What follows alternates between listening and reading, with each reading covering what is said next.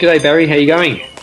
Hey, Pato, I'm doing really well, mate. Really well, thank you. How are you? Yeah, awesome, thanks. Congratulations on such a great run at Two Rivers. Thank you. Yeah, it was. I was certainly very pleased with the end result, the way it all went out. It wasn't feeling like it was going to be a great result early on, Yeah, but yeah, I was happy with where I got to. That's for sure. yeah. That's the great thing about backyard ultras is because they go for so long. I mean, you've got to expect those low points. So when you do hit them, you've just got to keep on going, don't you? Yeah, absolutely. And I mean, I went in with this into this particular event with the plan of no stopping. Yeah, So, and that came about. I was actually running with someone who I didn't know that well, but it was in part of a running group club up in the Dandenongs one Sunday morning, and they were asking me about my backyard journey.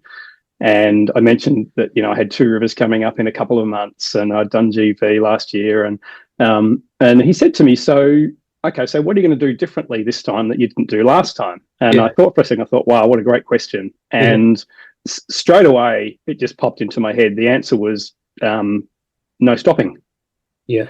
So, um, because what I've found I'm really, really good at is coming up with reasons and excuses for not going long and or right. to stop or Yeah, it's and boy, I'm not a very creative person until the need really arises, yeah, and then all of a sudden all these reasons for actually stopping come to mind. And so yeah, that was it for me was how can I avoid putting myself in that headspace. yeah. Awesome. How long have you actually been a runner for? Um, it, I mean, that's a good question because it's kind of in two parts. I was a runner when I was a kid. I was quite a good 800, meter runner at athletics at sort of around the age sort of 15 to 17 ish. Yeah. Um, Played Aussie rules, broke my leg, had a year off, uh, came back to running, and I was no longer as competitive as I had been previously. So I kind of focused on my footy. Um, and then sort of got into you know jobs and partying and work and then marrying and family and then I discovered in my late 30s early 40s that I had a broken back. So I'd had a lot of back issues through my 20s and 30s into early 40s, and I have a broken L1. Right. And so I literally, even though I'd still run very occasionally to that point, I thought, well, I'm being told I've got to take it easy. There's nothing I can do in terms of getting it worked on, but I have to take it easy. And so I didn't run at all through my 40s, and really most of my 30s for that matter. And then I got to sort of late 40s. I was walking a lot in the morning. So, I'm an early riser. The family would all sleep in. So I'd get up and go for 3 hour walks Yeah. on a Saturday, Sunday morning, and then I'd walk every morning of the week for an hour or an hour at least. And all these people would be running past me, and I'd be going to myself, "Damn, I wish I could run. That would be really great." And then I got to about 51 years old, and I thought, why, why don't I run? Like, I've only ever been told to take it easy. No one's actually said you cannot run. Yeah. That was just my interpretation of taking it easy. And so I thought, I've got nothing to lose. Why don't I just go for a run? If it hurts, I'll stop. My back has never been better. Right. Yeah. Um, so So yeah, is it's about a decade now. So I've been running roughly. is your back actually still broken? It's what's called a compressed fracture Right.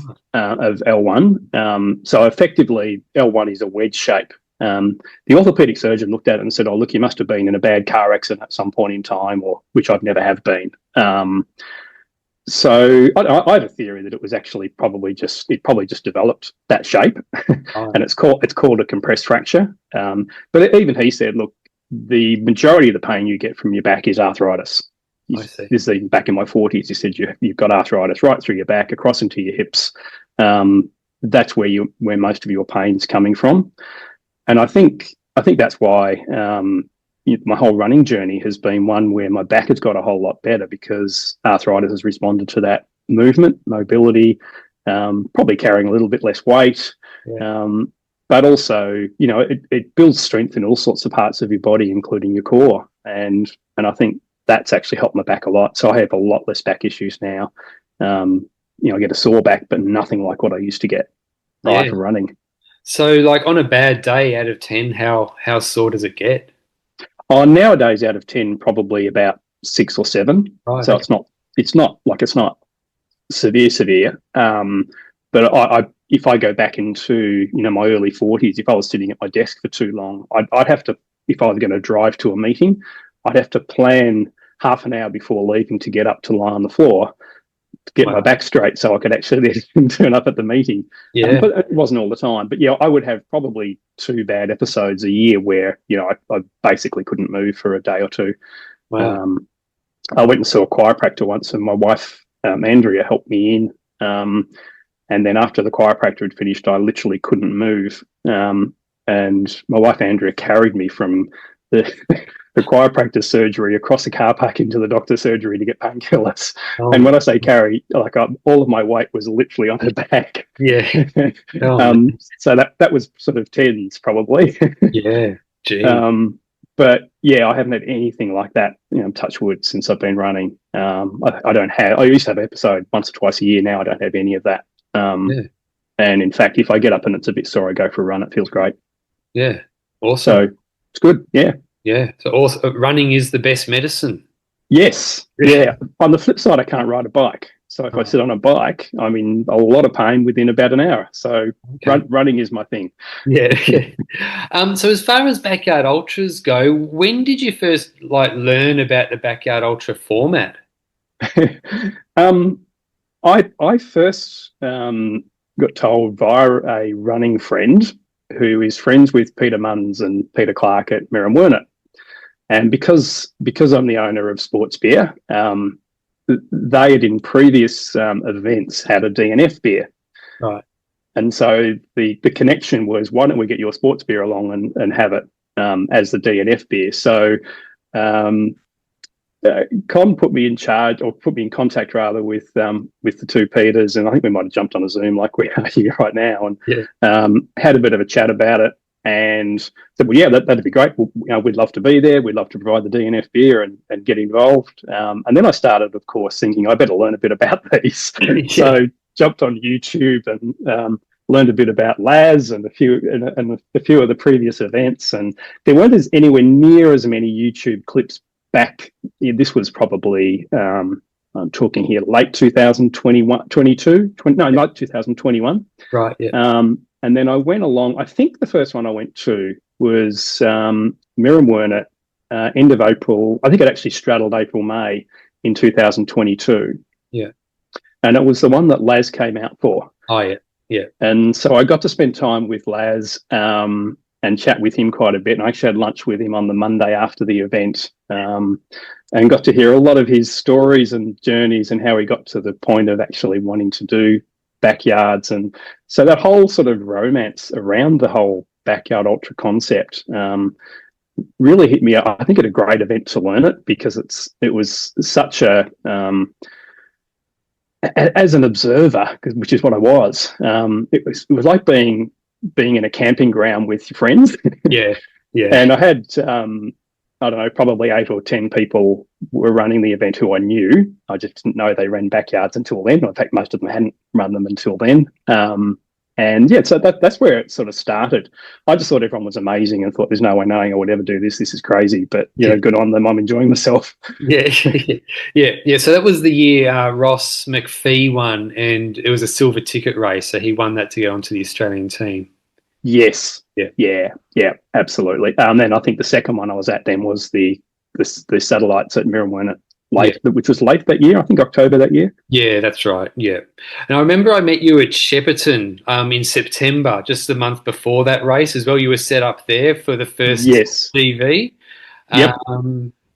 So that's how long you've been repping the Sports Beer at Backyard Ultras for then, just so since about 2021. Well, since almost the first, not the very first Backyard Ultra in Australia, but one of the first Backyard Ultras in Australia. Yeah, it was. So I think that was the first one back that Merriam-Werner had post-COVID, because I think they had to cancel the previous ones. Yeah. And then And then, yeah, Robbie actually contacted me. I reckon it was a good 12 months before the event was actually on. Right. So we'd been talking about it up until that stage. And I'm not even sure that in fact, he hadn't set dates for it at that stage. It was just, this is what we're doing. And so I said, yeah, count me in. It would be good to be along. And that was great to experience that first one. We were tucked away in the car park there because there'd been rain beforehand. Yeah. I think again though, just watching you guys all go around, it was and coming in was absolutely fantastic to watch. And I think it was probably that GV event that I started to think maybe I should have a crack at one of these one day. Yeah. But one day was always that person in the future. It wasn't me. It was this person in the future that maybe one day I'll have a go at it.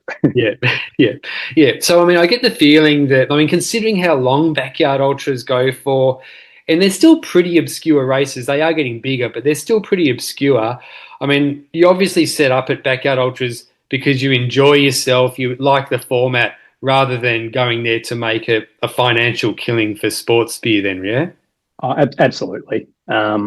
Yeah, if I didn't love the concept, I'd look at it and go, is my time better spent elsewhere? Yeah. No question about that. Yeah. They're tiring as well, because even if I'm just there in the sports beer tent, I tend to either throw my swag down or just sleep in my chair. Yeah. At MVP earlier this year, I think I managed to catch a few hours sleep in the chair. Yeah. But part of that was just because I really enjoy being there, the atmosphere, the supporting. You learn so much. Whether you're out there running or whether you're just simply at the event. And certainly, I get asked quite a lot from people I run with about, backyard ultras and what's the learning. And I suggest people to actually just simply, even if you don't do it, go along and watch first. Yeah. You don't have to enter it and then be running it to learn from it, because you can learn so much just simply being in and around the finish line and chatting with the crews and chatting with people as they finish. And then most runners want to chat afterwards unless they're completely out of it. Yeah, I can't stop talking. When I drop out, I just can't stop talking. So you've been at a lot of races. MVP, you mentioned you've been at a few MVPs as well. But is there a particular race or performance that stands out to you from the races that you've been at? It's probably hard to say a particular performance. I think some of the performances of the Australian team at the satellites really do stand out. Yeah.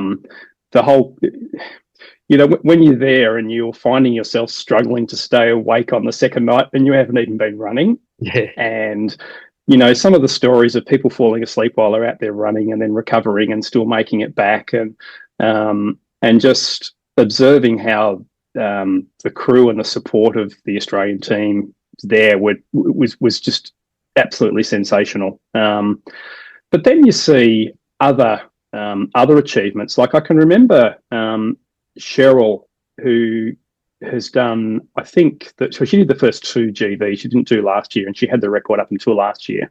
I remember her performance at the very, very first one, where she had basically calf cramping for lap after lap after lap, and every time she came in, she tried something different, and she just kept pushing and pushing and pushing. And I can't remember exactly how fast she went. I'm going to guess and say 21-ish was thereabouts. She didn't quite get to the 24. Yeah. I think she got to 23. 23, was it? Yeah. Wow. And it's efforts like those that really kind of stand out, because it's not necessarily the person that goes the furthest that's done it the hardest. Yeah. It's those that have kind of gone through that real hardship and just keep going out and keep going out and keep going out. And I really respect the mental ability to just get up out of the chair again and get to the start line and go. Yeah. And so, there are certainly a lot of others, but nothing that sort of jumps off the top of my head. I think if I was to keep mentioning names, I'd be doing injustice to so many people. I've kind of just been in awe of. I mean, I ran my first backyard ultra mainly just because I wanted to run a few laps with some of you guys. Yeah. For me, that was it. Yeah. So speaking of Shell, she ran a huge race at MVP earlier this year as well. Like I think she did 25, and that was such a tough race in those hot conditions. Yeah, yeah, that was amazing. I think everyone who went, anywhere near midday on that second day, Yeah. were really pushing through the heat. I mean, I did the one the year before, and it was pretty damn hot that day. Mm, In fact, I think it might have been hot earlier that day, but it didn't get to the kind of heat that was experienced this year. mm. And yeah, I'm not great with the heat. No, no. The heat and I, when we're running, don't get along too well. Yeah, So yeah, it was incredible seeing some of the performances at that event too. yeah. So, Barry, am I right to say that you're 62 or Yes, 62? yes, I turned 62 early this month. Yeah, okay. Yep. And apart from running, do you do anything else to stay fit, like weights or anything like that? No, not really. I'm one of those people who, if I get an injury, then I'm really, really good at getting into the right exercises to fix that injury, and then with all the right motivation at that point to keep doing it. But then I just keep running, Yeah, yeah, and don't tend to do enough of that sort of strength training. yeah. Um, but I do run a lot in the hills, and I think doing quite a bit of hill climbing, be it walking or running, is working different muscles and building quite a bit of strength in the legs. Mm. But yeah, there's no doubt I would benefit a lot from doing more strength training. Yeah. Yeah, you did mention earlier your first backyard was at Shepparton and you did 15 yards. So, Yep. did you walk away from that like loving it? Yeah. So the story behind that was that I was just planning to go up there and be the sponsor again. I Yeah. wasn't actually planning to run. I was planning to go for a run on the Sunday morning, which is day two. A few days beforehand, I thought, well, maybe I could actually do a few laps rather than run separately. I'll just because I was actually carrying three different injuries that I was told by the doctors I was going to need to have surgery on each three. They were trying to work out which one to do first, um, and which was all sort of it was a real pain from a runner's perspective because I was trying to get out and just keep running and just keep enjoying myself. And anyway, it got to the Saturday morning of the event. I was thinking if I can get myself set up quick enough with my beer, then I'll just go over and enter. I'm sure Robbie won't mind. Yeah. And so that's literally what I did. I entered an hour beforehand and the field of, I think, about 72 of us. I reckon I knew half the people there, Yeah. either as people I've run with or, yourself and Matt Dube and a few others who I've seen at events and chatted with quite a bit. And so I went out with the intention of doing minimum of three, maximum of six, and that'll be it. And it'll be good learning because one day I want to do one of these events. Yeah. And I'll just learn a little bit and get my run in. And anyway, I ended up doing the 15 laps. I think I chatted with Matt for the first 13 of those and just stuck at the kind of 44, 45 minutes with him for that. And it shocked me how easy those Ks came. Right. Yeah. Like it was only really a bit of shin soreness that really stopped me at that point. And probably, heck, I've just run 100 kilometers. That's 30 Ks further than I've ever run before. Maybe I better stop. Yeah. So it was really quite a shock to me that I went that far in that event. And what I'm not saying I wasn't tired at the end. I was tired at the end, absolutely, no question. But not to the degree that I have been in, running point-to-point events and in much shorter distances before. Yeah. And then is it 12 months later you ran your next one at Shepparton again and you did 24? I did MVP in between. That's right. Yeah. Yeah, so I did 16 laps at MVP. My goal though was definitely GV the 12 months later, which was September last year. Yeah.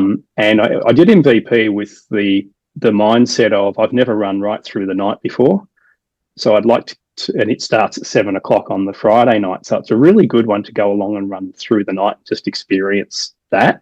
And I thought if I want to go big or bigger than what I have at GV, then just experiencing that go through the night piece and maybe do a few laps after.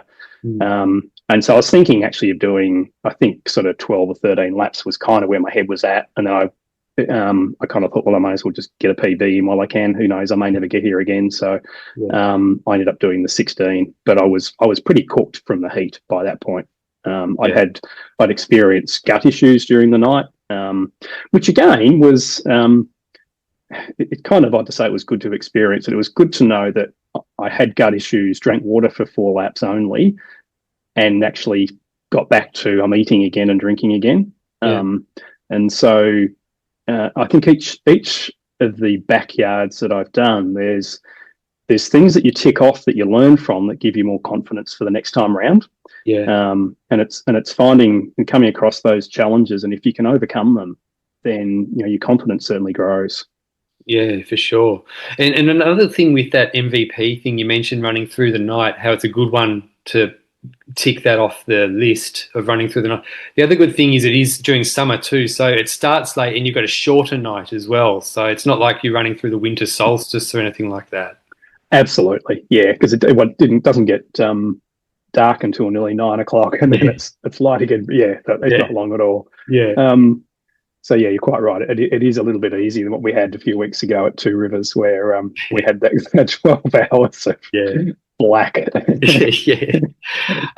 So breaking 24 for the first time, did that run give you confidence that you were capable of going well beyond that 24-hour mark? Yes, definitely. I had, as I said, 6 months prior to doing MVP, and that was what I was aiming for that year to be my kind of big run. I had a lot of sickness over the winter period, and had probably only really I didn't run much at all in June, July. I had a pretty good August.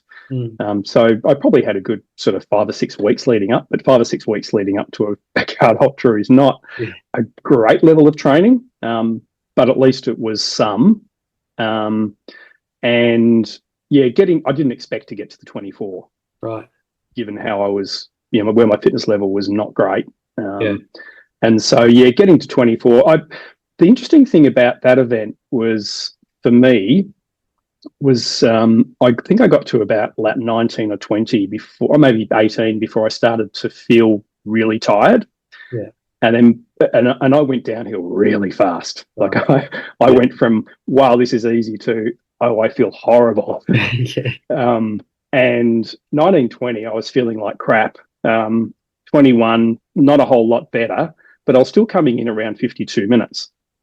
And then my brain went to, how bad am I going to have to feel to not make this course within an hour? Yeah. Yeah. And that was a really scary thought, because I was realizing that I was walking so much more, or I felt like I was walking so much more than I had been earlier. Yeah. And I'd been doing sort of 45 minute laps in that event for the first 100K roughly. But I was still getting around in the 51, 52 minute mark, feeling as though I was absolutely cooked. Yeah. And so I think my brain went to that place of, okay, so how am I going to get myself out of this? It's almost like, and I liken it to being a kid when you get on a really scary roller coaster and you get halfway through and all you want to do is get off. You just can't wait till the end of it. That's what this started to feel like, but it wasn't. It's going to be over in 5 minutes. This could be hours. Yeah. And that started to play on my mind. Right. Yeah. I found a great reason to stop. Pulled out my creative hat and decided that, gee, I haven't done a lot of training over winter. If I keep going, I'm going to injure myself. So I better stop. And I told everybody, going, yeah, that's so true, Barry. And I was convinced of that. So, did you identify any areas after that race that you would need to work on to improve further, or was it just that mindset thing, or maybe doing more training? There was a number of things. So, having a decent block of training leading in, that was one thing, and I really did change how I trained. post that event. Slowing down. So this 45 minutes, I can do 45 minutes, but I don't need to. Yeah. I don't need that 15 minutes, particularly, early on in the race. Mm. And I'd sort of been noticing some of the elites have been doing sort of 54, 55-minute laps for the first 4 or 5 laps. Not all of them, but quite a few. Mm. And then picking up the pace. And so my aim was to go a lot slower earlier. Yeah. And finding ways of sleeping. So, even if it's not sleep, but better rest than what I was getting. And so I had a bit of a plan around that as well. Yeah. So there were those things, and I think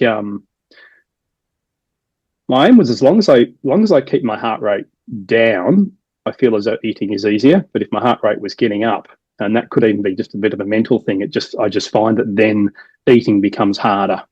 Yeah. Yeah. Sure. So that was a piece of learning as well. Yeah. Now, I'm pretty sure I wasn't imagining it, and I did see you briefly at Melbourne. Did you run there, or were you just there to watch, or? I turned up to watch, and I was there for about a minute and a half, and then all of a sudden I was looking after the finish line. Right. Yeah. So Yeah. the team had me kind of marking everybody off and filling in the texture board for a few hours, which was good fun. And Right. I had it at the easy time because there was only, I don't know, maybe 15 or so runners left when I arrived. So Right. Yeah. or maybe more, but it was the easy end of the timing. So that was kind of good. I got to say hello to everybody and catch up. And yeah, you and I spoke briefly. I was only there for 4 or 5 hours. Yeah. Yeah. But Yeah. that looked like a fun event too. Yeah. Yeah. It did. And when did you lock in Two Rivers? Um, I can't remember exactly when I entered, but I was pretty keen on doing Two Rivers pretty much from kind of late last year. Mm. Was I was looking at it going, that's going to be my main thing, certainly in the first half of this year. Yeah.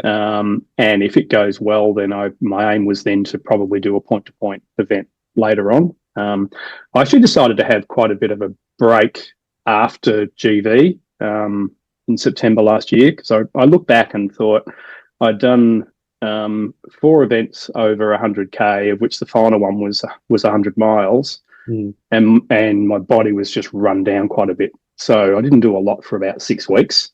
Right. And then started to build up. Well, I won't do any events until Two Rivers. I did end up sweeping at Bogong to Hotham in January, which was great because it was mostly hiking and it was time on my feet and there was a lot of elevation, and it was like a sightseeing day, but it was really good time on my feet. And I think probably helped my training, if anything. Yeah. And so yeah, that was when. So it was quite a way out. I was quite keen on getting to Two Rivers and it being the inaugural event. It just felt like a nice fit for me. Yeah.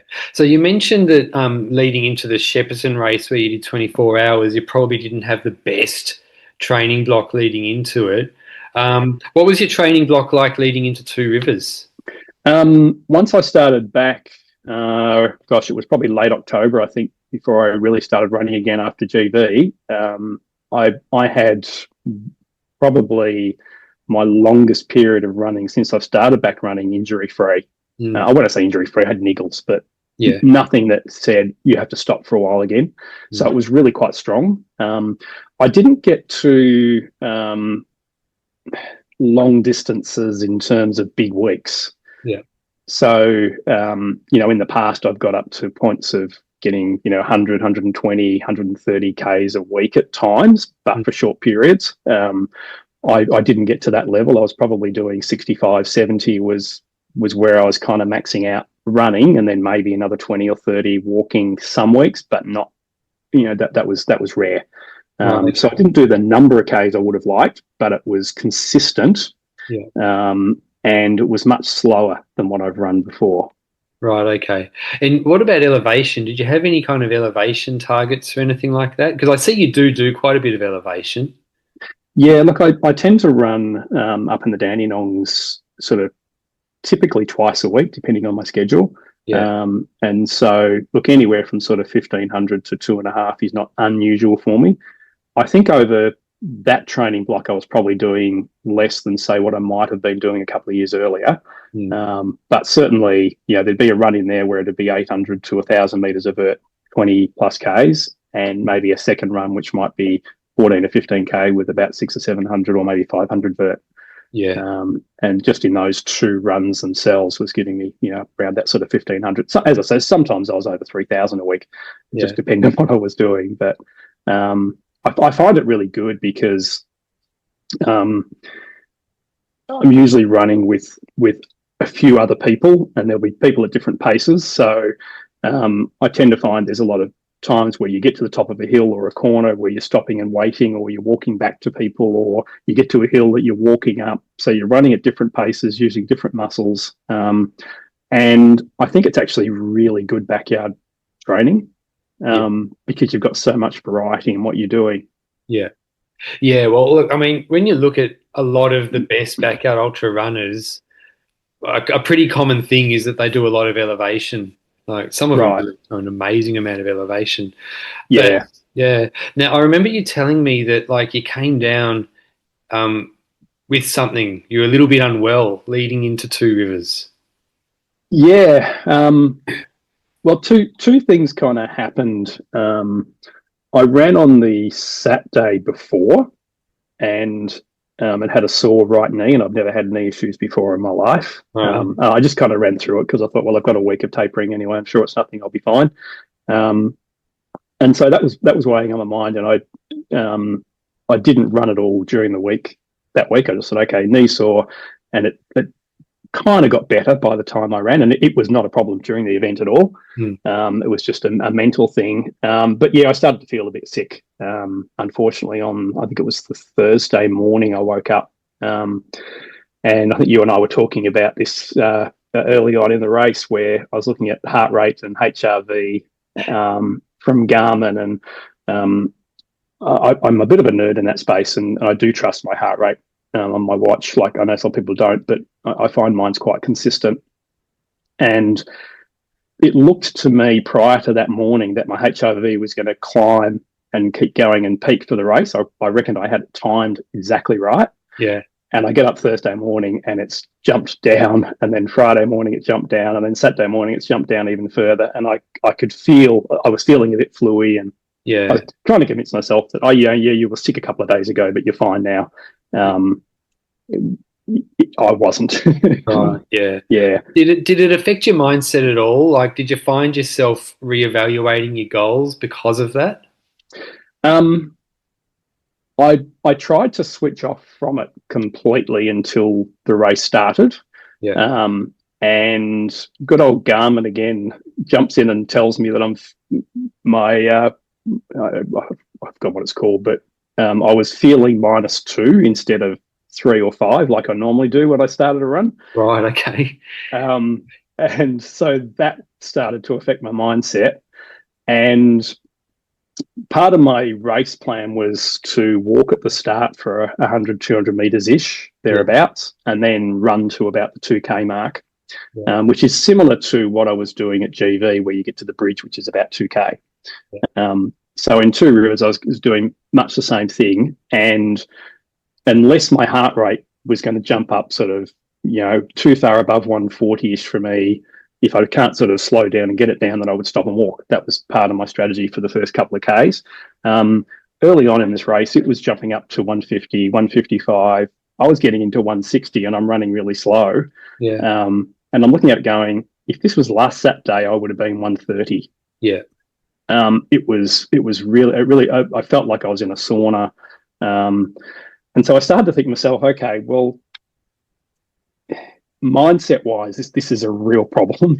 I'm feeling horrible. I've put all this energy into getting ready for this event, and it feels like it's going to fall over. What can I get out of it? Yeah. And it was this no stopping thing. So the whole concept of no stopping. So I thought, okay, no stopping might mean I'm actually not going to make it at lap 5 instead of lap 35 or lap 25 or something later on. and if that's the case, that's the case. Yeah. And I'd already started to think to myself, all right, well, I've got this fitness behind me. This sickness will go in a week or two. I've got GV. Maybe I could do GV later on in the year, and just, this is going to end in a disaster. But it was interesting. After about 5 or 6 hours, my heart rate got cooler, of course. Yeah. But my heart rate came right down. Started to feel fine. I changed into a faster pair of shoes. Yeah. Just because it was going to give me a nice feel. Yeah. And I put my earphones or earplugs in to start listening to music, and I started to feel really good. My heart rate just came right back down to the 130s where it should have been. And apart from a couple of hours later, I think it was sort of very early Sunday morning, been about 8, 9 o'clock. I had 2 hours where it kicked back in on me again. Right. I thought, oh, okay, it's starting to get warmer. Maybe it's this heat thing, but it was only for 2 hours and then it went away. And I literally, the sickness, I think I almost sweated it out of me, was my theory. And there was I know you were not well either, because you and I were talking about it. I think we were both running along white as ghosts at one point in time there. Yeah, I wasn't feeling too good. I started feeling sick on about the Tuesday. Yeah. And yeah, I felt the same as you. Like, I was thinking, oh, this. I was just so worried it was going to ruin my race and all that type of thing. I just thought, well, I'll just go out and do the very best I can. And I think it made my muscles sorer earlier in the race than they normally would have. Yes. But I don't think it impacted my end result. At the end of the day, my knee just hurt so much, I just couldn't move it anymore. It was definitely the most pain. It was definitely the most pain I've ever felt in my life. Yeah. When I stopped. So, how is your knee now, if you don't mind me asking? Yeah, it's fine. I went for a run yesterday. Oh, good. Yeah, but it was all swollen up. When I finished, I thought I'll have to see you go to hospital and get it checked. But no, just a couple of days rest, it kind of felt better. And then now I've started running, and the pain, you'd never know it was as bad as it was. Oh, that's good. Good. Yeah. But yeah, I put it down to because it's a pretty uneven surface at Two Rivers. Like, you had to watch every step, and it wasn't flat. So you had all those little twists and turns. There must have been one or two that tweaked to something in my knee, and then just slowly got worse. Yeah. Yep. How did you find running through that night? Like, was that a hard night to get through? No.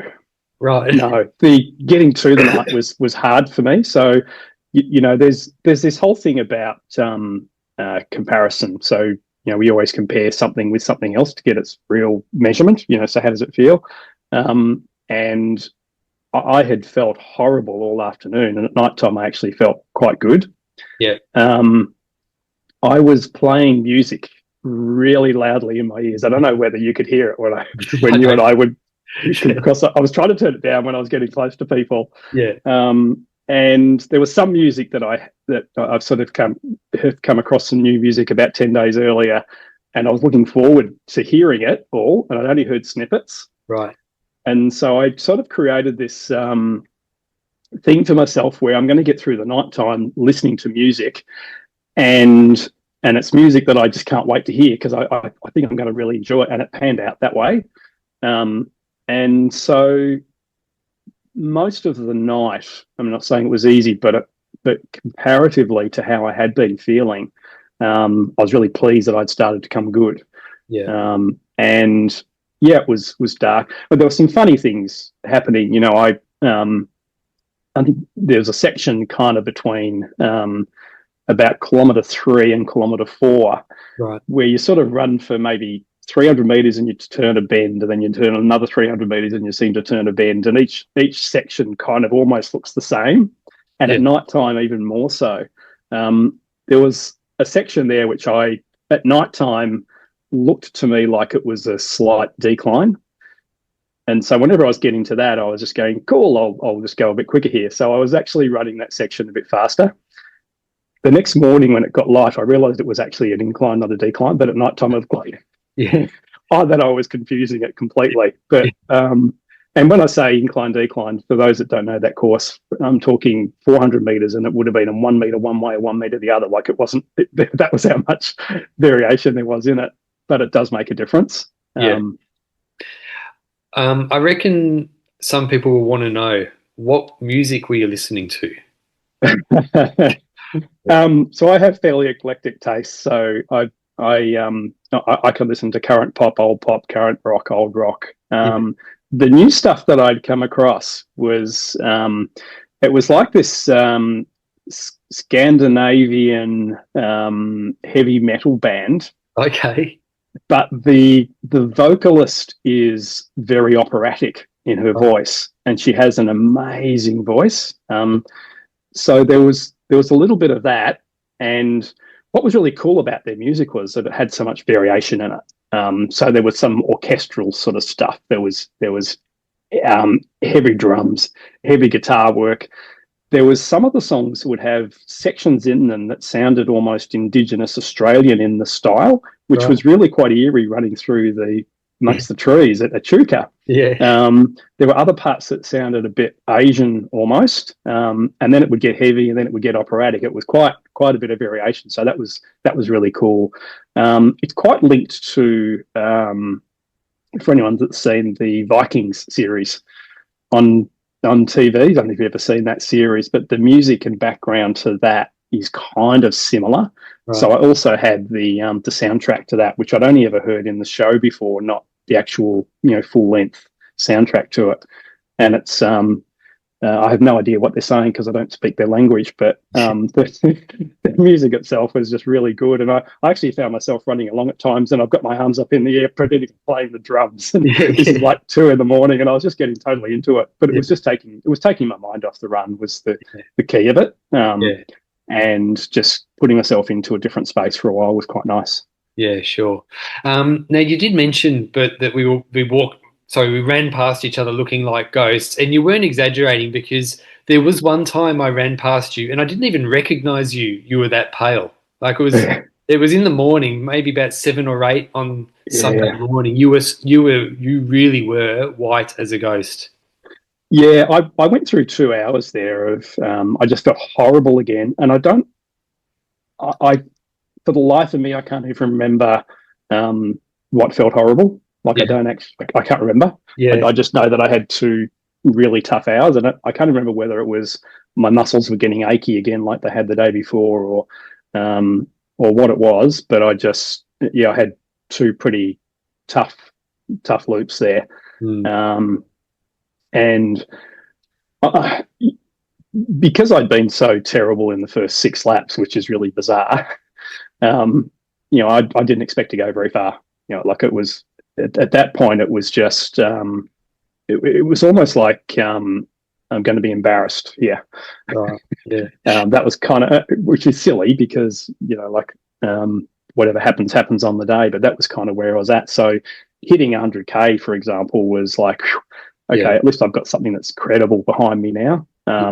And so, yeah, I didn't really feel like I was going to get too much further. And then when I did feel like crap in the morning again, I thought, well, all right, I've just got to keep doing what I said, and that's don't stop. So just start each lap and keep going and work your way around. It was only 2 laps. I reckon after that, then I came good again. yeah, yeah. Yeah. So at the 24-hour mark, you equaled your PB. Yep. How would you compare how you were feeling then at Two Rivers to when you did 24 at Shepparton? Um, it's interesting that you asked that question because I reckon either lap 22 or lap 23, so sort of somewhere between 10 o'clock and 12 o'clock, I checked in with myself and said, okay, so how do you compare right now with where you were at GV? Yeah, And I thought, I'm feeling much better. yeah, Like at GV at that point, I was lucky to be able to run 20 meters, walk 20 meters, run 20 meters, walk 20 meters to yeah, get around. Whereas, I was running, I was actually, I think at that point, I was running to the kilometre marks and then walking a bit. So I was still doing that. I think mostly at that stage, it might have changed a bit later on. But yeah, that's kind of where I was at. So yeah, much better. And that yeah. gave me a bit of confidence to be able to keep moving. Yeah, awesome. So, Yeah. so your mindset at that time was still the same, just don't stop, just keep going till you can't go anymore? that was it. Yeah, I remember after we did the 24, Rose came to me at the start line of 25, and she said, "So we've got to do. I think we need to do two more. It might have been into 25 lap actually. We have to do two more laps, or because." A friend of ours, Greg, who was actually running UTA on that weekend, Yeah. his record was 26. And so her whole thing was the two of us have to beat him so we can then let him know. Yeah.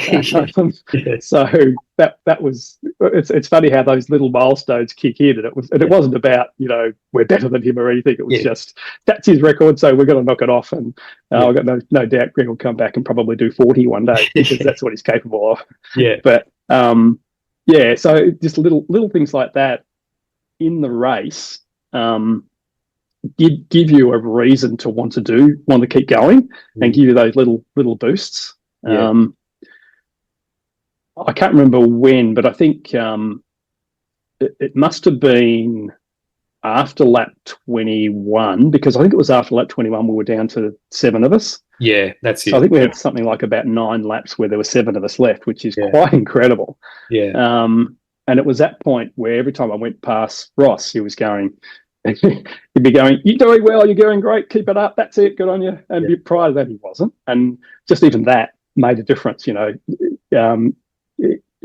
someone like that who was obviously just absolutely churning it out and doing it so easily, for him then to be encouraging on the way around was really great. Yeah, sure. Now, as far as nutrition goes, what was working for you between loops? Um, whatever I could manage to eat at the time. Yeah. I took enough food to probably feed the whole 60 odd people that were running around. In hindsight, I had so much because I wanted variety and I wanted choice. Yeah. I thought I was going to be able to eat more noodles and potatoes than I did, but I think because of the way the first 6 laps panned out, that didn't work for me. So it was my wife actually made, because I'm vegan, by the way, so I had to choose my nutrition fairly carefully. And my wife Andrew had made me this slice, which was almost like an energy bar type thing it was full of calories and full of carbs, and I know it's quite easy for me to eat. So it had dried fruit in it and pumpkin seeds and all sorts of things in it. So that was really cool to have early on. I was able to eat that early on fairly well. And then things like SPC peaches, SPC pears, in the can, yeah. Or they're in the plastic tub. Yeah. I would eat half a plastic tub in the middle of some of those laps, or felt like I was eating half anyway. Yeah. And then also the liquid. So I was actually drinking the syrup that comes with it, and it's all full of sugar. Yeah. And carbs, and that was going down well, and I seemed to stomach that really, really well. So if I was feeling like nothing, Warwick, who was crewing for me, was able to give that to me, and I was able to at least get something down. I avoided gels early because I thought that's all I'd be able to stomach later, and I hadn't done that before, and I think that was probably quite a good move for me. Yeah. Because gels were then quite easy. I was if I couldn't have anything or even none of the fruit, then I'd just throw a gel in. Yeah. I did go through a period there where I was eating a gel every lap, and there's a bin in near, I think it was near the 3 kilometre mark on that bend. There was a bin there, so I'd kind of get to just before there, stop, walk it in towards the bin, finish the gel, and then drop it into the bin. So I think I went through about 4 or 5 laps just doing that at one point. Yeah. But it was very much do what I could when I could do it. Yeah. Every time I walked into my marquee, Warwick, who was crewing for me, he'd go, "Right now, what do you feel like?" And I go, "Damn, I forgot to think of something again." I feel like rest. Yeah. So did you chug down on any sports beer between loops? In this particular one, I didn't. So I had, I think, at GV, I reckon I had 3 or 4 cans in the 24. In this one, because I wasn't feeling well early, I was a bit worried about gas. Yeah. I just didn't know what that was going to do for me. And I had an interesting experience doing a beer mile at Christmas last year with a group of trail runners who decided to do a beer mile.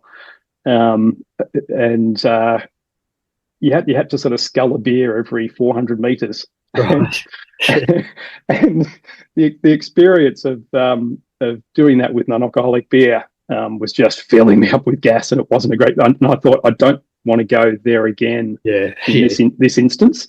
Yeah. But in hindsight, I wish I had have. Really? Because I do know in the past it's actually just cleansed my mouth out and made me feel like I could eat more, but not having sort of a third to half a can loop is that, not every loop, but at the end of a loop has really kind of helped refresh me and feel good. So I think it's something I missed out on this time. Right. I should have done it. Yeah. Okay. So this you did mention this before, but this was the first backyard ultra I've ever run in where all the runners who made it to 24 kept going and made it all the way to 30. So, and like you mentioned, it was actually from the 22nd yard we were all together to 30. So that was pretty special, I thought, being a part of that. It really was, and there was I think the connection between us just got stronger as the more and more laps that we did. Yeah. Um, it sort of culminated for me at the end of lap 30. So I was heading up the one little hill that was there, Yeah. Yeah. and standing at the top was Rose and I think Kelvin. I think it was him, or it might have been Rose and Andy actually, were at the top. And they said, "Oh, Barry, do you want to? We're going to run in and finish this lap together. Do you want to come and do it with us?" Because Rose was saying, I'm going to be done after this one. I thought, yeah, okay, yeah, that's a great idea. Let's run in together. That's awesome. And then they waited for me at the top of the hill, so I got to the top of the hill, and then there was Kelvin and Chris had just come around the corner, so they got, oh, let's wait for Kelvin and Chris. They'll Yeah. join us as well. So all five of us ended up doing the last. I actually think, by the way, from that 6K mark, I reckon there's a kilometre to the finish line from that 6K mark. I don't think it is 700 metres. Oh, really? Yeah. Yeah, that was what I calculated. But Yeah. anyway, so we did that last section together, and then which I think ended up making it a bit slower than I would have otherwise done. But which was only a problem for me because I had a really sore neck. But yeah, it was really cool to just running together, and I don't think that would have happened if we hadn't have been a group for so long. Yeah. Leading up to that point, it just it was 9 hours. Yeah. As 7. That's a whole day. Yeah. It's a heck of a long time for nobody to drop out. Yeah, yeah, it was awesome. Yeah. I remember I'd already come in when you came together and you walked past it. Yeah, I was a little bit jealous actually that I was a part of it too. Yeah, it would have been good. Yeah. So the sun went down on that second day, and it was time to put the head torches back on. Were Yep. you all primed to try and make it through the second night? I was primed to keep going, and I wasn't concerned about the second night, except for the first night. Music had been a big thing for me. Yeah. And interestingly enough, I'd taken my ear pod things out, and mine have a little rubber connector which goes in my ear. About 2 laps after I'd taken them out, I realised the rubber thing had still stuck in my ear. Oh. And so I took it out and I went to put it into a pocket in my trousers, and I dropped it on the ground. Oh. And I couldn't find it. Like it was in amongst the gravel somewhere, and I think, oh, that's gone. So I wasn't going to have my music. Right. Those little things, right, that just go. So I mean, I could have had it just in one ear, and it may have still worked all right. I don't know. It probably would have gone in my ear all right without it. But I had that concern. But apart from that, had I not felt the pain I was in, I definitely wanted to keep going. Yeah. And this was neck pain, was it? Yeah, which is kind of bizarre. But the reason I was, on my understanding of it, is I was getting neck pain because I started to get the old man's ultra runner lean going. Right. Yeah. And so for quite a few laps there, I was leaning off to my right, which was obviously just putting pressure on my neck because my neck was, tilted at a funny angle trying to hold my head up. So I literally couldn't hold my head up. I was holding a hand at the back of my neck. Right. So as my hand could take the weight of my head because my neck just couldn't. It was if I took my hand away, it was just super painful. Yeah. And then running just exaggerated that. as time went on. Um, so actually finishing lap 30, I wasn't going out again because Right. I was in a lot of pain. Yeah. And Warwick, who was crewing for me, I'd already said to him, "Don't let me stop. Just Yeah. keep pushing me out there." So he said, "Well, why don't you just go and stand in the start line? Don't ring the bell. Go and stand in the start line, and who knows? Why don't you just start and perhaps it'll feel all right." I mean, it's not going to feel all right. It's going to feel really bad. So I went and stood in the start line, and then I thought, all right, well, now that I'm here, I can't just walk out of the start line because Yeah. that's what I said I wouldn't do. So I'll head off, but I'm going to turn back. It's just a matter of how far I go before I turn back. Yeah. And then I tried to think myself, so how far do I go before I turn back? That makes it look like I've actually had a go. Yeah. That's where your headspace goes to. Then I thought, well, all right, I'll go to the 1K mark. At least I can do that. And I had to stop and relieve myself on the way to the 1K mark. And I got there, and it had taken me over 10 minutes to get to the 1K mark. Wow. And Yeah. I thought, okay, well, I'm not going to make it around at this pace anyway. Do I go back? I thought, well, I don't want to go back and walk in that way. I want to go in, I want to arrive back in the right angle. So what I'll do is I'll go around, and by the time I get to what is the out and back section, I Yeah. can just miss the out and back section, and at least I'm coming in. I'm not finishing the loop, but at least I'm coming in from the right angle. That was where my head went.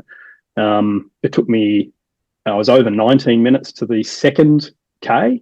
Yeah. And then and then all of a sudden, on this other part of my brain kicked in and said, "What the hell are you doing, Barry? You said you were going to try every lap, but you went out." So then I devised this plan that if I ran as fast as I could possibly do, which was really slow at that point, but for short periods, because that's what my neck could cope with, I would actually make it, or I could potentially make it. And in the end, I could have made it by 3. I think I made it by 2 minutes, but I probably, I could have pushed even further at the end. So I did make that lap around. That's the lap I'm proud of, Yeah. because what I hadn't done in previous backyards, or a lot of events, if I think about it, is actually push myself, and I really did in that last lap. Yeah. Awesome. And when did this neck pain start?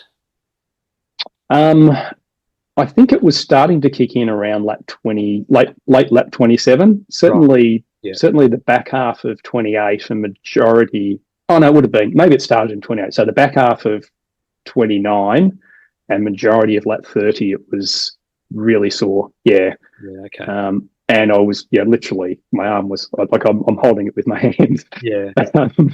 and and I started to think to myself, if I had a neck brace, maybe that would keep me going. And I even took off. I had a buff around my wrist. I took that off and put it around my neck, at least to try and make sure it didn't get any cold into it. Yeah. In hindsight, what I should have done was grabbed a towel, Right. just like a smallish beach towel, and wrapped it around my neck. That could have actually acted to hold it, Yeah. but I didn't think of that at the time. No. Because it was all about it was muscle pain, and the muscles just had been straining in a way, holding my head Yeah. at an angle that it just normally isn't at, because I was leaning for so long. And when you do that hour after hour after hour, and eventually those muscles are just not trained to do that. Yeah. And that's what caused the pain. Yeah. Sure. But I mean, I was tired. I was hallucinating. I was, like, even if my neck hadn't gone, I was going to fall asleep out there. Yeah. Yeah. Yeah. So from what I can find, and I'm pretty sure I'm right, there's no one actually in Australia born in 1963 or older than you to have run 31 yards or more. So Right. you're actually the oldest person to have run 31 yards in Australia. Gee, And no one older than I you, didn't know that. yeah, no one your age has run more than that. So Oh, wow. that's pretty cool. That's pretty cool. Yeah, that is pretty cool. I didn't know. I did wonder. I didn't know that there were stats you could actually find to see that. And it's not about age, the whole thing. But yeah, I think that's pretty cool. I like that. Yeah, yeah. Yeah. Yeah, because I went on DUV and you can sort of like filter by country and filter by date of birth. And Yes. yeah, you're definitely the oldest person to have done 31 yards. Wow, that's pretty cool. Yeah, yeah. So, I mean, I reckon it's fair to say that you're probably well, you are the fittest 62-year-old in Australia. Wow. I don't know about the fittest, but that may be the craziest. I'm not sure. Uh,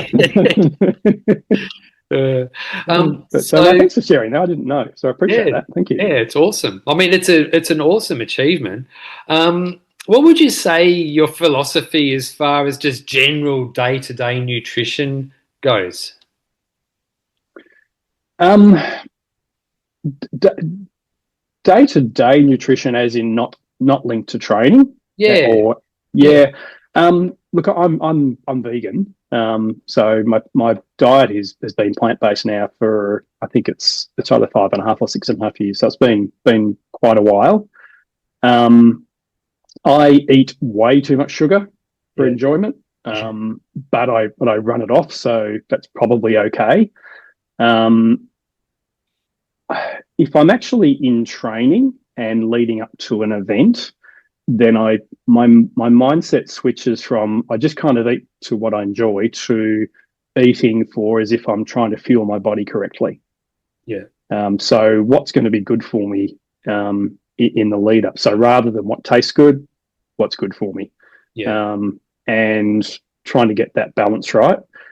I think though the things that I enjoy the taste of, apart from having too much sugar, are things that are actually quite good for me anyway. right, And so I'm quite lucky from that point of view. yeah, Yeah, yeah. sure. And what about like getting blood work checked? Do you like go to the doctor and get your blood work checked every 6 months or so, or anything like that? Once every 12 months, I mean, it's interesting because I actually organised to get my bloods tested. Because what happened with me prior to GV last year was I'd had a lot of sickness, as I mentioned, during the winter. And I went and had my blood test done and discovered that my Vit D was like bottomed out. Like it was the doctor described it as exceptionally, extremely, ridiculously low.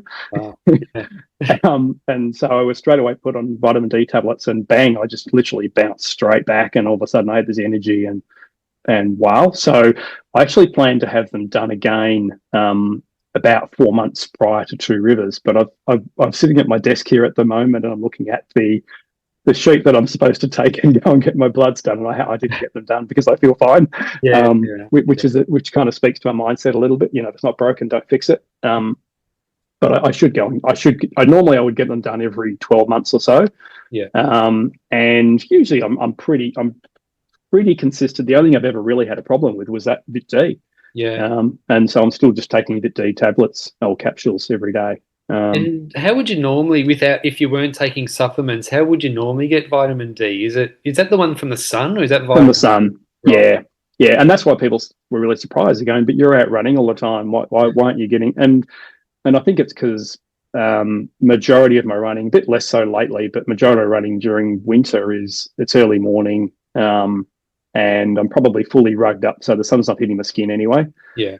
Um, yeah, so that's where you would normally get it. You can get it in your food as well, Hmm. but you're more so you're less likely to with a vegan diet. Um, is my understanding, but that's not necessarily the case either. Yeah, Okay. Yeah. yep. And apart from the vitamin D supplements you take, are there any other supplements you take on a daily basis? No, no. I always whenever I go for a run, it's pretty rare that I'm not taking my normal electrolytes and carb mix. Yeah. And so that's the one I use. And I just if I have it on every run, then I'm just used to drinking. Even if I go for a 10K run, I'll take a 500 ml flask with me. Yeah. Yeah. I might not drink it all, but I'll certainly drink some of it. I it's interesting. Before I went vegan, I used to take a lot of protein powder, Right. and I actually realized after going vegan that I don't need that much protein at all. I get plenty in my diet, and so the only time I ever use protein powder now is for flavor in a smoothie, which I might have once a week. Right. Okay. Yeah. Yeah. Yeah, so no other vitamins or anything. Yeah, cool. Now, sports beer. I've got to ask you some questions about sports beer. How was the idea for sports beer conceived? Yeah, so myself and a couple of my friends, who three of us sort of started this business. We had an alcoholic beer on the market, Right. and that was always going to be a challenge to make successful. Me being, actually, I don't drink alcohol anyway, so it was kind of bizarre that I had an alcoholic beer, but I don't drink alcohol either. I haven't done for 20 something years. Um, so having that, being a runner, being a nutrition nerd, I'd been following what was happening in Europe with non-alcoholic beer, and particularly in regard to the brands that had been supporting events. Mm. So there's a brand over there called Erdinger from Germany that sponsors a lot of trail running, a lot of triathlons, uh, Berlin Marathon, for example. And there'd been a fair bit of research done in universities throughout Europe talking about the benefits of non-alcoholic beers, particularly for endurance athletes Right. and the recovery. I then discovered that a lot of Olympians are encouraged to drink non-alcoholic beer at the games, Wow. and actually helping them get back because of the polyphenols that come naturally in the beer. They're actually encouraged, particularly those that have got multiple events. It's a great source of polyphenols, which is natural, which does help, it's anti-inflammatory, so it helps. So there was all those elements, and I kind of thought, well, if we brought that into Australia, we, because of our the way our beer laws are, we can actually add things like magnesium, potassium, and calcium, and still call it beer, Right. provided it's produced in the way that a beer is produced, which it is. And so we went to the brewery that was brewing our alcoholic beer. So Paul Holgate at Wood End, and Paul's an exceptionally talented brewer. He's a food chemist, so he's not just someone who's learnt some recipes and can brew. He actually chemically knows what's going on. We spoke with him and said, look, we're thinking of doing this non-alcoholic beer. We're not going to launch it unless it tastes good. He had never made non-alcoholic beer to that point. What are your thoughts? And he said, well, your timing's amazing because I've been thinking of doing one for myself. So we literally went halves in the R&D, and he spent about 6 months then producing a number of different beers and different beer styles, producing in a way which is slightly different from how others are doing non-alcoholic beer. And much to my surprise, we ended up getting beers that tasted amazing. He really got the flavors right. And unless that happened, we weren't going to launch. I mean, I've worked in the liquor industry for all my life. I know the importance of taste, and so if taste wasn't right, it was a no go for me. Yeah. And yeah, he got that right, and so yeah, that's kind of how it came about. I don't think we invented the concept, but the concept of non-alcoholic beer with electrolytes is quite unique. Yeah. And so for me, it kind of makes sense. It's just a great way of celebrating, recovering, refreshing, all of those things, and doing it kind of guilt free. Yeah. And Yeah. for those that like a beer taste, which it is refreshing, it's actually as a beverage, it tends to cut through things like sugar and anything, or salt, or anything else that you've been consuming. Beer really does cleanse the mouth, and so yeah, it sort of fitted from that point of view. So that's how sports beer was born, and Yeah. we've certainly started this whole endurance space, which we think the brands fit really, really well. Yeah, cool. And did it take long to actually go from having the idea to actually taking steps to bring it to life?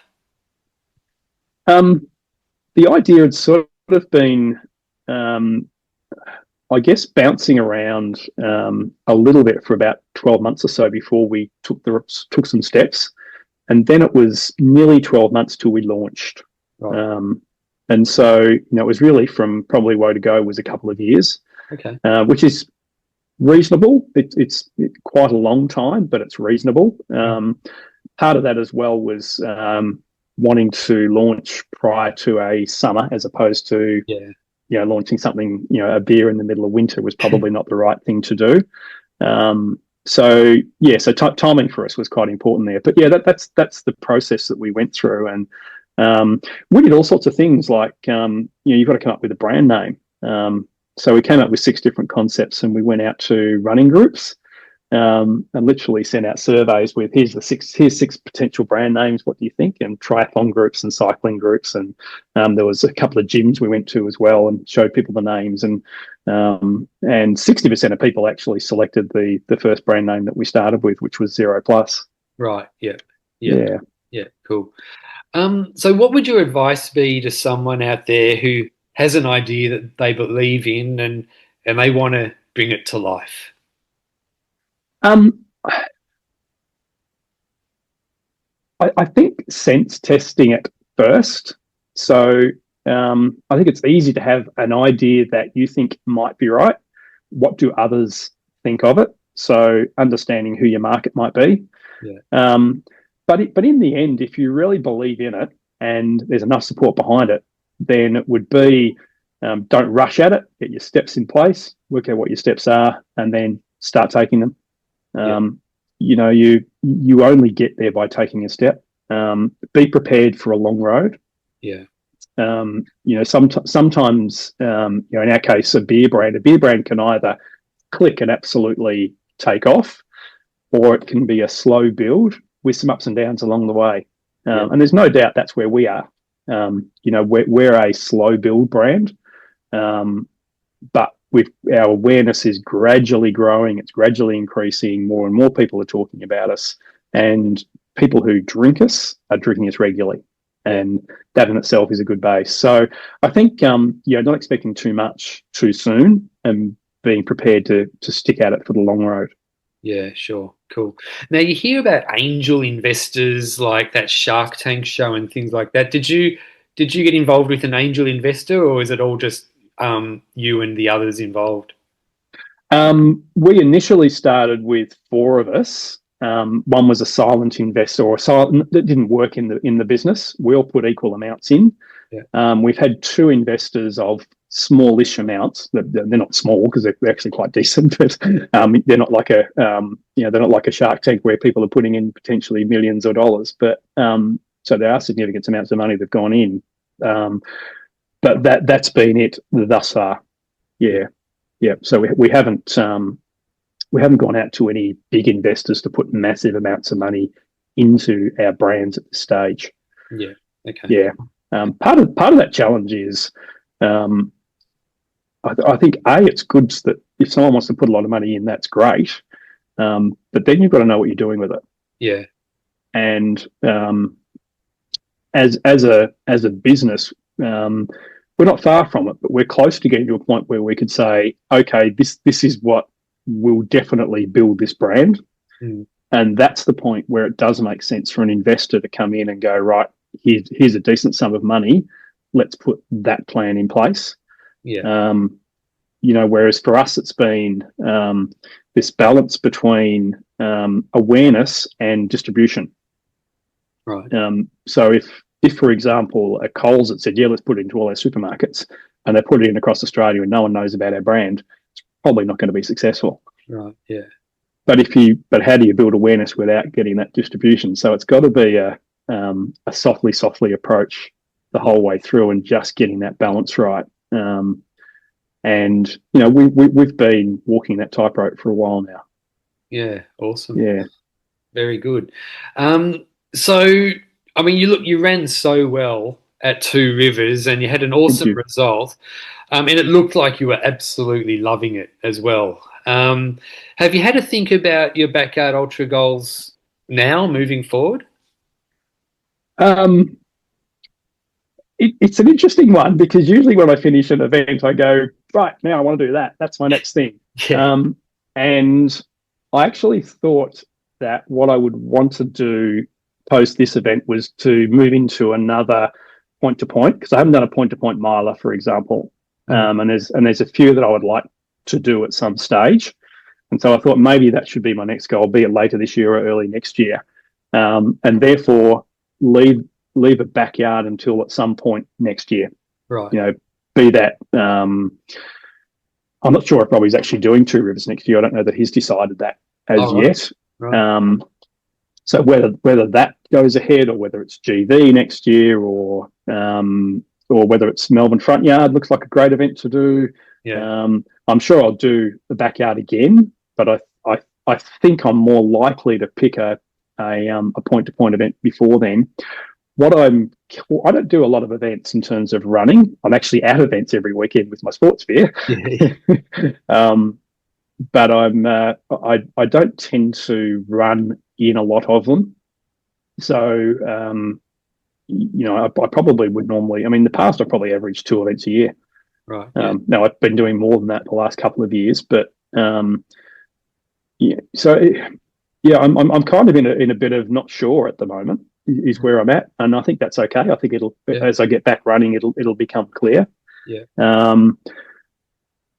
I do think that if I can solve my neck problem and not go into an event feeling sick, then there's more in me. Yeah. Equally, though, people kind of go, "Oh, I want to find out how far I can go," or I want to find out what my limit is. Yeah. And I think that's wonderful, and it's a great thing to have. But I think we only ever find out what our limit is on that day or at that event. Yeah. And I think you get some learning from that, and that may well create a new limit. So I don't think there's a point where you go, bang, I just found my limit for me, and I'm never ever going to be able to do better than that. Yeah. I certainly hope that's not the case. Yeah. I'd like to think that there's always more, and it's just about experiences and learning, and then putting something in place. I've already gone and got myself a plan around how do I avoid getting the ultra lean, Right. Yeah. and put that aside, which in itself was interesting because that's suggesting that somewhere in my mind I'm thinking of I'm going to have to go further somewhere along the way. But who knows? Yeah. That's kind of where I'm at. I think there's so many great events in Australia. In some cases it might be this is where my mind's still kicking around, as you can tell as I'm talking here. It might be that I do another backyard, but it might be a tougher one that I don't go as far, but it's got more elevation, or it's at a different time of year, or there's all those sorts of things. And I think there's different experiences that you can gain from doing different events. Yeah. But I'll be at GV, by the way, Okay. this year. So I'm not planning on running it, but I have told Robbie I'll be there with my beer, but also probably more importantly there to lend support, because I think Robbie needs to get some more sleep because it's going to go longer than we've gone before. Yeah. No, it's going to be a big one this year. Yeah, absolutely. But just to confirm, so you're definitely not running it, or you're still not sure? I'm definitely not running it at this point. Okay, fair enough. No, I'm not. No, my aim is to. I'm happy with what I've got this year with that backyard. Yeah. And so yeah, I think there's a couple other things I'd like to do running wise, and I think it'd be really cool to be able to offer some help and support for Robbie at GV. Yeah. And I'd like to do that. Yeah. Nice. So Barry, at the end of the podcast, I like to ask my guests for their 3 backyard ultra tips. What are your 3 backyard ultra tips?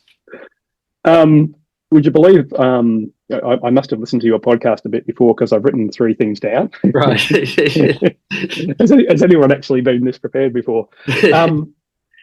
And when the problem with writing things down is that you start to cheat a bit, right? So I've got 3 points, and each point has points. Right. Yeah. So bear with me. I'll try to keep this really, really quick. So the first one for me is mindset, and having the right mindset, which for me is enjoyment. So things like smiling, chatting to people when you can, or not chatting when you can't. So avoiding those things.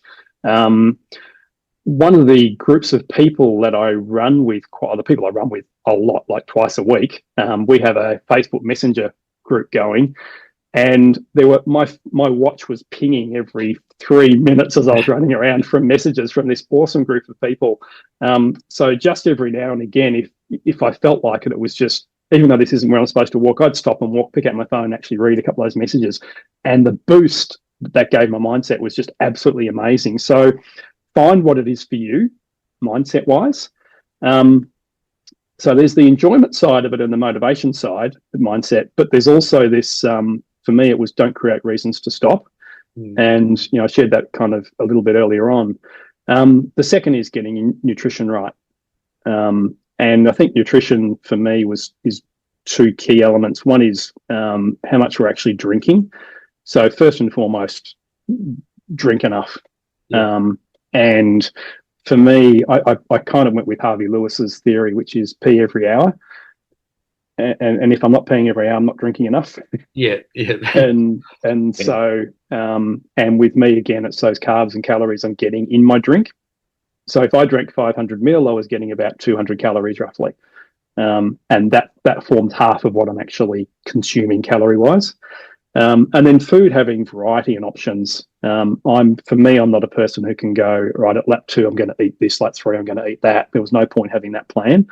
But I think what I didn't do was put a plan of here's a list of things that I have which are sweet. Here's a list of things which are probably savoury, and maybe there's another list which is the hot food. Yeah. And at least sort of grouping that a bit more on the table. But then also there would have been times where if I just came back and said to Warwick, who was crewing for me, if I just said something savoury, thanks, I think whatever he gave me, I could have eaten at that point, or something sweet, or Yeah. it was just though simplifying it into buckets, and I think that's a learning for me. So nutrition, getting that right, and the third thing for me is finding your pace. I think how you pace yourself in a backyard ultra is so critical, and I think that can change through the event. Now, for me, I was 48 minutes, like for 20 something laps. I might have done one at 45 and one at 49, but a couple at 40. But it was almost every lap for 25 plus. I reckon I was 48 minutes. Yeah. And that was consistent and easy because it's such a flat course. That was a nice, easy pace. It wasn't what I planned going in, but it's what I reverted to when things changed for me. But equally, what it meant was that I calculated, or I knew where I had to be at each major point. Yeah. So little things like if there's a point where you stop and walk, I would look at my watch and go, okay, I'm here at 36 minutes, and I know I'm doing it at 4. I'm finishing at 48, so that takes me 12 minutes from here based on the pace I've been going at. So later on in the event, when I was going slow and went that last lap where I thought I wasn't going to make it, I got there and I had a look at my watch and I thought, I'm going to make it easy. Yeah. Yeah. Because I made it 12 minutes from there so often, and even if I took 14, I was still going to make it. Yeah. And that's a game changer, like it for me mentally to go, okay, yes, I'm going to make it now. And so knowing, be reasonably good at math because you can actually then work it out. Yeah. Where you've got to be. So I think, finding what pace works for you, and that takes a bit of practice, and it probably varies by course quite a bit. And I think if I was doing it again, I would revert back to what I'd planned, which was slow laps during the day, faster laps at night time. Yeah. Yeah. That's what I'd planned. And I think that would work. That strategy would work well for me had I been feeling better at the start. Yeah. I liked how the course had K markers, and I realized that if I made it to the 2 kilometer mark in 15 minutes, like 15 minutes, doing 2Ks in 15 minutes, it sounds slow, but you're actually on pace to run 8 kilometers. You're actually running at 8 kilometers an hour. Yeah. That's easily fast enough for a backyard ultra. Yep, absolutely. I was, gosh, I think I was getting to that 2K mark between 12 minutes something. Right. For quite some time. But I quite like the idea of, apart from my walk at the start, I quite like the idea of getting 2K out the way. Yeah. Yeah. And if you do get it out in 13 minutes or, even, 13 to 14 minutes is very slow. And then you've only got 4.7K to go in over 45 minutes. Yeah.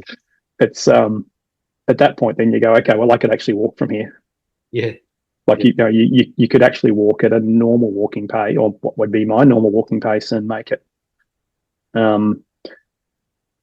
Which is both good and scary because it comes back to the whole, you can make 6.7 1K or 7,108K in an hour.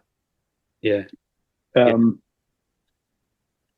until you're feeling so bad, it's not funny. Yeah. Awesome. That's Well, all part of look, the fun. yeah. Well, congratulations again, Barry. It was an awesome performance. I was so glad I got to see it. And yeah, I really enjoyed running with you as well. Yeah, thanks, Pato. Man, it was really, really good to share some chats with you out there and see your effort as well. It was, and as it is always, I've seen you run so many of these events now, and it's been an absolute delight. So I appreciate all the learnings that I've taken from yourself Oh, over that period of time. So thank you. I certainly wouldn't be doing what I'm doing now without the inspiration from people like yourself out there doing it. So appreciate it and love your work on these podcasts. I think they're great. oh, awesome. Thanks, Barry.